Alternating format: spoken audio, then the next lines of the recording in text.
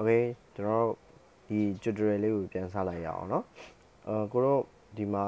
ဘာဖြစ်နေလဲဆိုတော့ဒီဟာကြီးက flag ကြီးဖြစ်နေပါเนาะဒီမှာဆိုရင်ကိုရဲ့ shape လေးတွေမပေါ်ဘူးပေါ့เนาะကိုတို့လိုချင်တယ်လို့မပေါ်အဲ့လိုမျိုးအနေထားကြရင်ကိုတို့ကဘာတော့လုပ်လို့ရတယ်ဆိုတော့ viewport ကိုတွားပြီးတော့ဒီ cavity map ပေးလို့ရတယ်ပေါ့เนาะဒီမှာ flag ဖြစ်နေတယ် right click smooth shader လောက်လိုက်ပါเนาะအဲ့ဒါဆိုတော့အဆင်ပြေပါတယ် okay ဒီမှာငါတို့ဘာလုပ်လို့ရလဲဆိုတော့ဒီမှာ cavity map ပေါ့เนาะ cavity ဆိုတာကကျွန်တော်တို့ဘာဘယ်လိုမျိုးပြောတဲ့အရာလဲဆိုတော့ဒီသူတို့ရဲ့ဒီ zone လေးတွေပေါ့เนาะဒီက zone လေးတွေမှာပေါ်တဲ့ map ကိုပြောတာ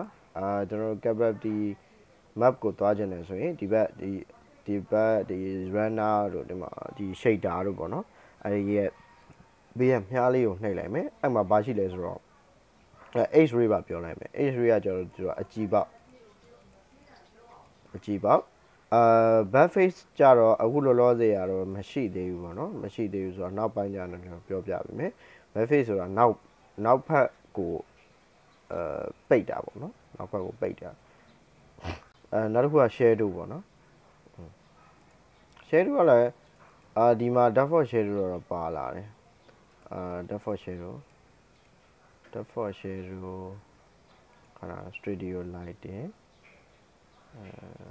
markup studio lighting ဒီမှာဟိုသာရွေးလို့မရအောင် okay shadow ပေါ့နော် shadow ပါလာတယ်ပေါ့နော်ဒါပေမဲ့အဲ့ကောင်တွေတော့မသုံးပါcavity ကိုတော့တစ်ချက်သုံးလိုက် okay ဒီမှာ shape ပေါ်လာပြီ cavity တင်လိုက်တာနဲ့ခုနကတော့မတင်ထားတာနဲ့ပေါ့နော် okay အဲ့မှာတော့ wall နဲ့ဒီ screen နဲ့ဆိုတာရှိသေးတယ်screen ဆိုရင်တော့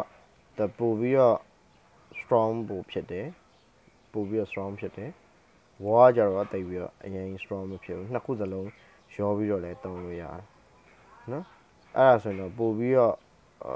ကျွန်တော်ကြည့်ရတာပို့ပြီးတော့ကောင်းသွားမှာပေါ့နော်ဒီမှာဒီ flag မှာတင်ကြည့်မယ် cavity ပို့ပြီးတော့ကြည့်ရတာ shadow လေးတွေပို့ပြီးတော့ပေါ်လာတယ်အဲ့ဒီဟာကိုတို့က wall screen ရှိရယ် screen ဆိုတော့နည်းနည်းလေးပို့ပြီးတော့ဘယ်လိုပြောရမလဲပို့ပြီးတော့များတယ်ပေါ့နော် strong ပို့ဖြစ်တယ်ခုနပြောသလိုပဲ wall ရှိရယ် wall ဆိုရင်တော့တိတ်အလောက်ထိတော့ဘာမှတက်ရောက်မသိမရှိဘူးဒါပေမဲ့အဲ့ကောင် short လို့ရတယ်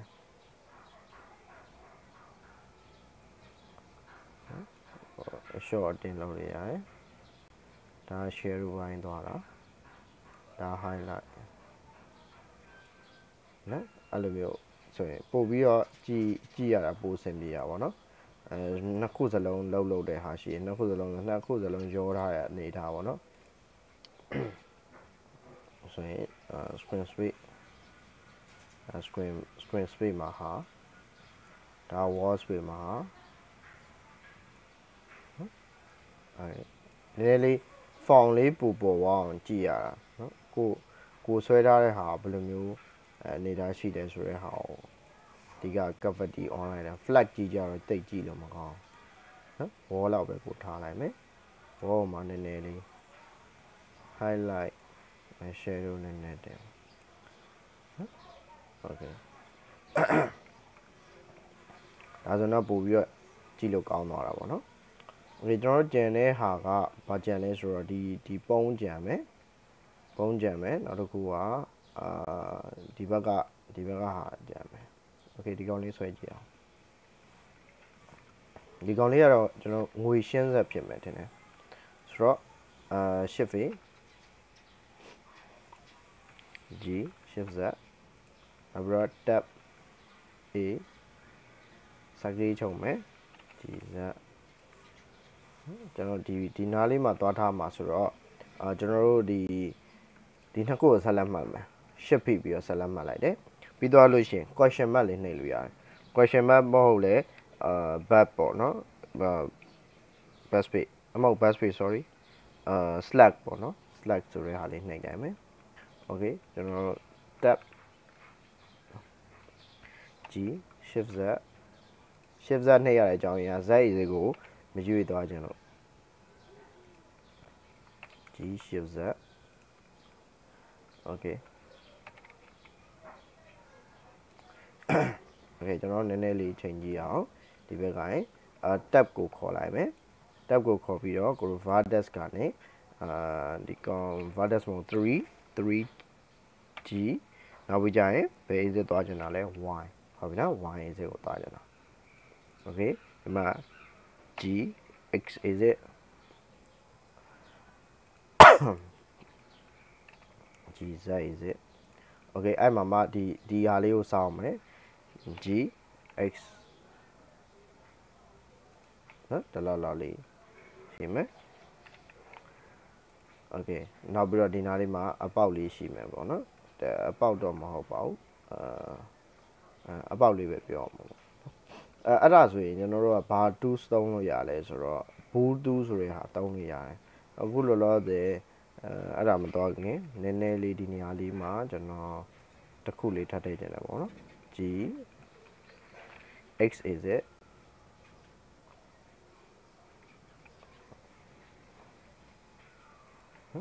တဲ့ control နဲ့သွားလိုက်တာဘာလို့လဲဆိုတော့ control ကအဓိကကျွန်တော်တို့မှာဥစားပေါ့ဟုတ်လဲ snap ပေါ့နော် control ဖြစ်ရ snap snap ကြောင့်အရင်ရောမပြောရသေးဘူး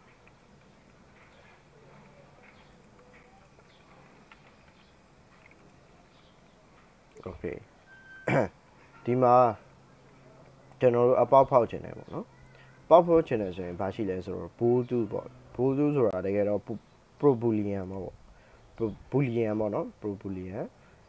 အပေါက်ဖောက်တဲ့ဟာပေါ့နော်အဲ့မှာကျွန်တော်ဘယ်သွားမလဲဆိုတော့ edit ထဲကိုသွားမယ် preference ထဲကိုသွားမယ်အဲ့မှာ add on ဆိုတာရှိတယ်အဲ့မှာ origin နဲ့ပါပြီးသား bow ဟုတ်ပါဘူး boor boor နော် boor ဒီမှာအမှတ်တော့ကျွန်တော်ချက်ထားတယ် boor bool tool ဆိုတာရှိရယ်နော် boor နော်အမှတ်ချက်ထားတယ်ကျွန်တော်ကတော့ဘယ်တော့ချက်ထားလဲမသိဘူး okay edit ပေါ့ bool tool ဆိုတဲ့ဟာဒီမှာ bool tool ဆိုတဲ့ဟာရောက်နေပြီဒါပေမဲ့ရတယ်ကျွန်တော်တို့မလို့ d and okay shift a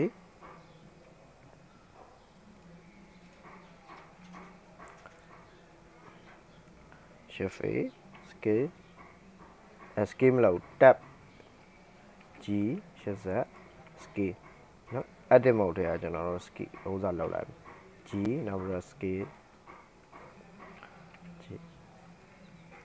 ကျွန်တော်တို့ scale z is it နည်းနည်းလောက်မယ် scale x is it မဟုတ် scale y is it okay scale x is it scale x is it ကျွန်တော်လောက်လေးပဲပေါ့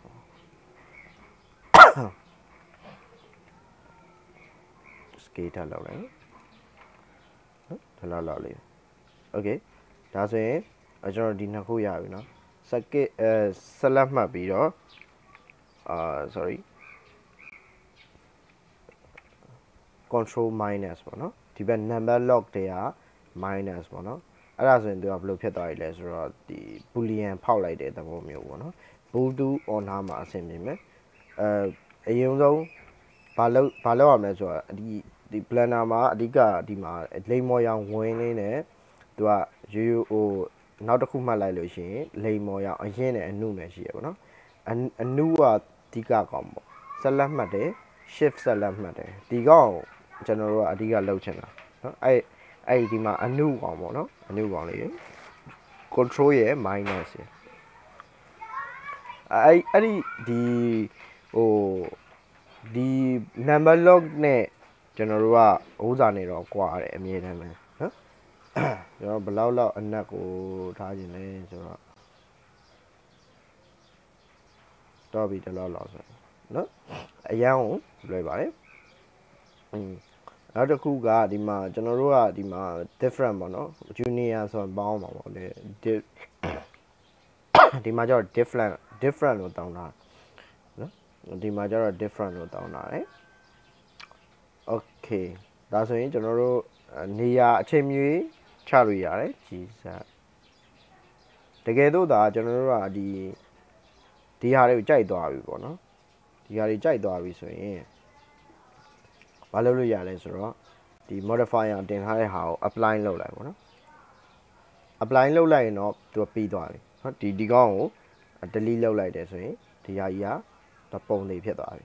เนาะ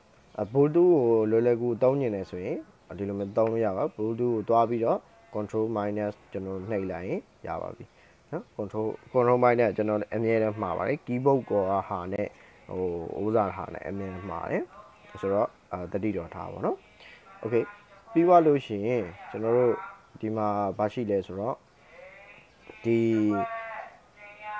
အပေါ်ဟာလေးပေါ့နော်အပေါ်ဟာလေးမှာလည်းသူက Bluetooth ကိုတုံးထားတယ်ပေါ့နော်ဆိုတော့ကျွန်တော်တို့ခုနကတော့ဟာလေးကိုကျွန်တော်တို့ယူခြင်းတယ်ပေါ့နော်ဒီကောင်လေးပေါ့ဒီကောင်လေး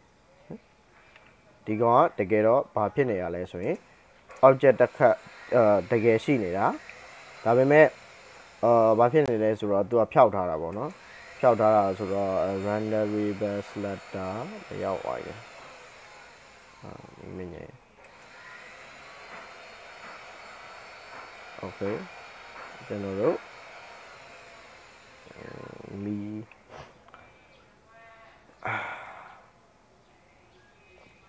ငါဒီမှာ solid ဆိုပြီးကျွန်တော်ပြောင်းလိုက်ဒါကတကယ်တော့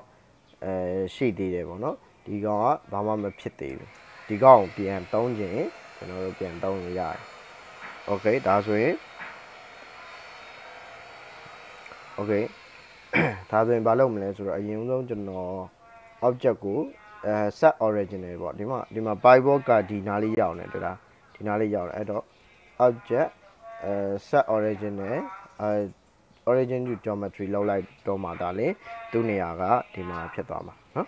okay အဲ့ဒါကြောင့်မလို့ကျွန်တော်ဒီနားလေးရွှေ့လိုက်မယ် g x is it okay ပြီးသွားလို့ရှိရင်ဒီကောင်ကျတော့ကျွန်တော် Bluetooth ကိုမသုံးတော့လွယ်ကူပဲကျွန်တော်ဆွဲလိုက်တော့မှာเนาะဘယ်လိုမျိုးဆွဲလို့ရလဲဆိုတော့ဒီကောင် select မှတ်မယ်ဟို I insert ပြီးွားရင် h2 ဘယ် exit လဲဒီမှာသူပြထားတဲ့ exit အမှန်ပါပဲကျွန်တော်ဒီ exit ကိုရွေးလိုက်မယ်ဒီမှာလည်းအဲ့လိုပဲကျွန်တော်တစ်ဆက်တည်းဆွဲခြင်းနေဆိုရင်တော့ဘာလို့လုပ်လို့ရ question mark ပြန်တယ် question mark เนาะ question mark ဒီနေရာကိုကျွန်တော်တစ်ဆက်တည်းဆွဲခြင်းနေဆိုရင် control R ပါလဲဆိုတော့ကျွန်တော်တို့ဒီline လေးထည့်တာပေါ့နော် h လေးထည့်တာပေါ့ပြီးသွားရင် scale x မဟုတ် sorry y is it scale y is it ပြီးသွားရင်ဘာလုပ်မလဲ control R နှစ်ချောင်းတည်းပဲ right click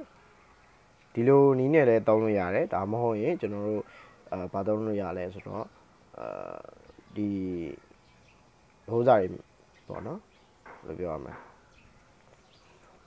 insert နီးနဲ့လည်းသုံးလို့ရတယ်နော်ဘယ်နီးကပိုကောင်းမလဲဆိုတော့ insert ကပိုကောင်းတယ်ဘာလို့လဲဆိုတော့အပြင်ဘက်ကိုအရင်ရှုပ်သွားခြင်းမရှိဘူး x is it scale y is it နော်ဒါလေးကပို့ပြီးတော့ကျွန်တော်အနေနဲ့ပို့အဆင်ပြေရလို့ထင်တယ် is it okay ဒါဆိုရင်အဆင်ပြေပါပြီ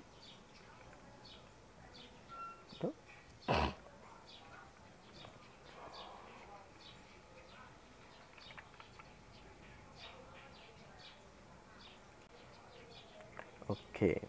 နော်ဒါဆိုရင်တော်တော်လုံလောက်သွားပြီတင်တယ်နောက်တစ်ခုကဒီကြောင်ရုပ်တော့မဆွဲတော့ဘူး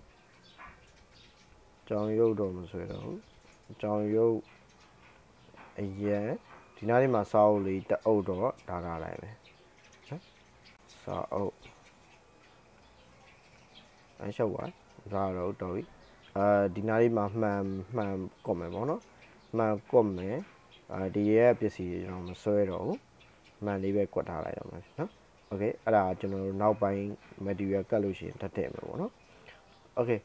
ဒီမှာကျွန်တော်ပုံးလေးတွေကြံတယ်နော်ပုံးလေးတွေဆွဲရမယ်โอเค ဒါဆိုရင်ကိုတို့ဒီဘူးတူးဟိုဒီ level မှာကျွန်တော်တို့သုံးတတ်မယ်လို့ထင်ပါတယ် okay နောက်ထပ် tutorial မှာကျွန်တော်ပြန်တွေ့ကြတာပေါ့